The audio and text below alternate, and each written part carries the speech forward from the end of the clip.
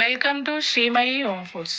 ఈరోజు మనం పల్లి చిక్కీ, దాన్ని కొంతమంది పల్లి పట్టి కూడా అంటారండి, అది ఎలా చేయాలో చూద్దాం. దానికి కావలసిన పదార్థాలు: బెల్లము ముందుగానే వాటర్ వేసుకొని కరిగించుకున్నాను, పల్లీలు, క్రష్డ్ పల్లీలు, నువ్వులు, ఇలాచీ పౌడర్, ఇంకా గీ తీసుకోవాలి.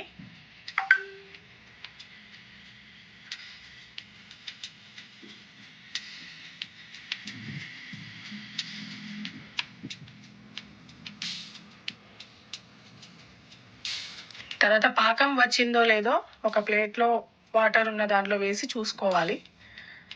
పాకం వచ్చిందండి. ఇప్పుడు కొద్దిగా ఇలాచీ పౌడర్ వేసి మనం క్రష్ చేసి పెట్టుకున్న పల్లీలది పౌడర్ వేయాలి.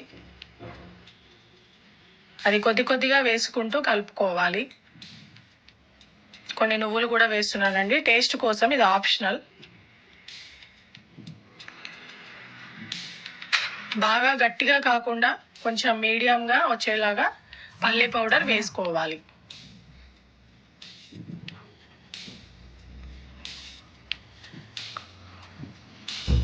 ఇది కొంచెం గట్టిగా అయిందండి. ఇప్పుడు దీన్ని నెయ్యి రాసి పెట్టుకున్న ఒక ట్రేలోకి షిఫ్ట్ చేసుకుంటున్నాను. దాన్ని నీట్గా సమానంగా ఆ ట్రేలోకి మనం సెట్ చేసుకోవాలి.